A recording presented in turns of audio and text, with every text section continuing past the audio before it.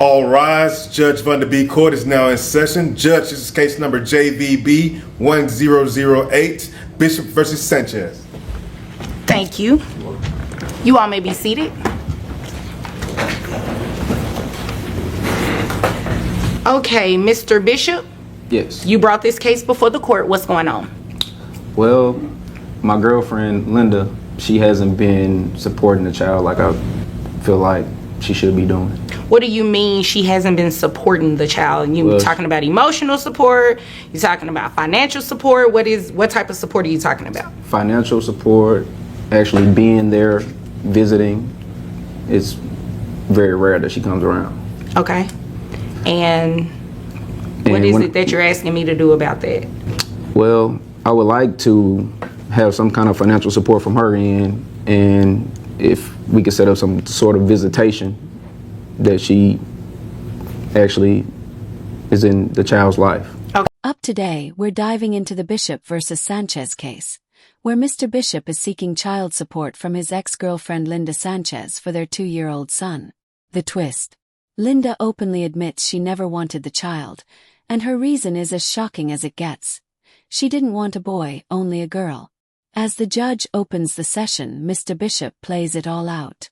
Linda has been absent both financially and emotionally, leaving him to shoulder all the responsibilities alone. But this case isn't just about money. It's about responsibility, accountability, and the fundamental duty of a parent. With stakes this high, you won't want to miss what happens next. Mr. Bishop takes the stand, voicing years of frustration and struggle. How old is the child? 2 years old. 2 years old. 2 years old. You don't visit with the baby? No, I mean, No? I have a night job, and so I sleep during the day, so it's really hard to get up and see the child. So because you have a night job, you cannot spend time with your baby? That's what you're saying today? Yes, Your Honor. And you're okay with that? Yes, Your Honor. Do you not want to be a mom? No, Your Honor.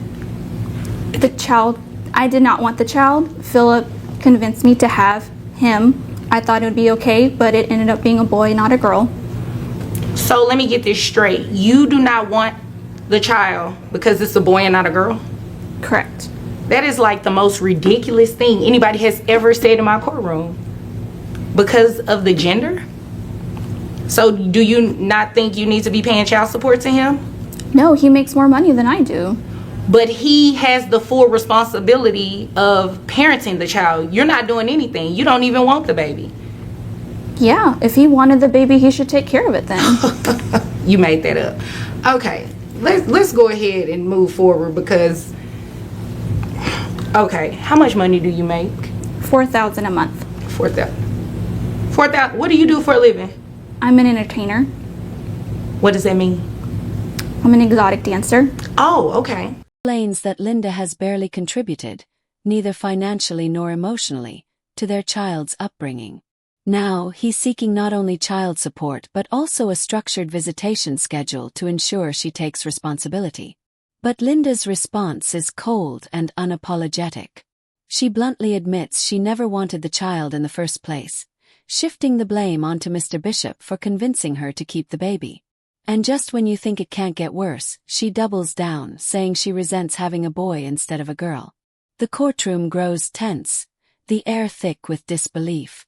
Linda's shocking stance not only adds a layer of emotional weight, but also raises serious ethical concerns about her role as a mother. Linda finally gets her turn to defend herself, but instead of taking responsibility, she plays the victim. She claims that her night shifts at— So $4,000. Wait a minute. So you mean to tell me that exotic dancers cannot be in their children's lives? Oh no, you said you don't want to be in the child's life. Yes. You just want him to pay you child support and you want him to assume the full responsibility of taking care of the child too because he wanted the child. Well, I didn't want child support from him. He can just have. But you don't want him to pay. I mean, you don't want to pay him. Correct.